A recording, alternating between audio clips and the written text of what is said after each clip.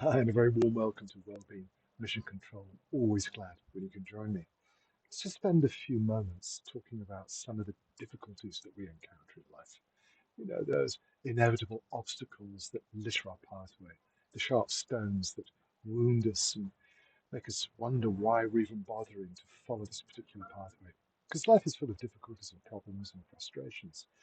But when you feel that you're having difficulty coping with all the pressures and disappointments, there is a great question that you can put to yourself that might help you to see things from a different perspective.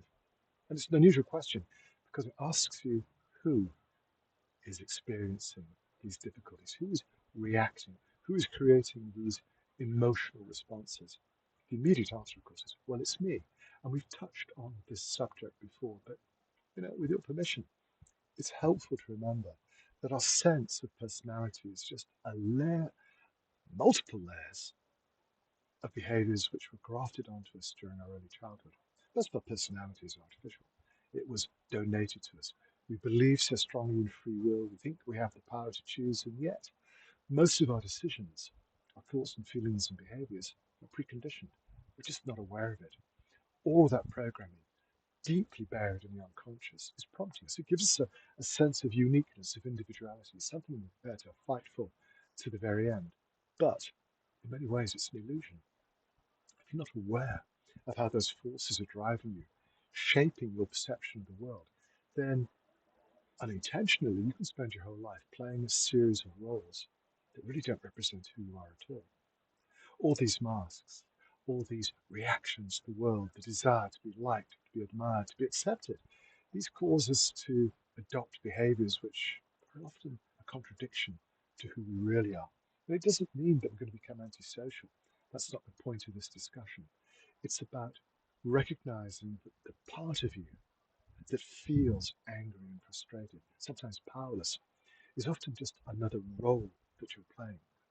When you take a moment to consider that and you put aside that role and you discover perhaps what's waiting underneath, you realize you have a much broader array of choices about how you want to think and feel and behave. We're here to step beyond the limitations of those roles, of those particular personalities that we've adopted in order to be more socially acceptable. And the purpose of this life, I would suggest, one of its deeper threads, is the discovery of who we really are beneath all of those layers, to find out what is really the essential constituent part. Because I would suspect that that revelation might change your entire relationship, not just with yourself, but with everything around you. You no longer feel that you are a separate, unique individual. I'm me, look at me, I defend me and my attitudes. They're all artificial. You discover commonality with everything, with everyone. And that might just change your attitude towards other people. It might encourage you to be a lot kinder, gentler with yourself. You might find yourself looking at the crazy things that are going around all of us, and it makes you smile. Because there is a part of you that says, I'm not going to invest fear, doubt, anxiety, and worry into the situation because it sure doesn't help. I don't feel good. It doesn't make any positive contribution to the situation. Now, there are plenty of therapists who say, oh, but it's completely natural not to feel angry and upset. And their argument has validity because it's not healthy to suppress these feelings and pretend they don't exist. Rather, if we drag them out into the open, we can consider them a little bit more objectively. And we realize that they've got roles to play. That opens up the choices we have for a different way of experiencing life.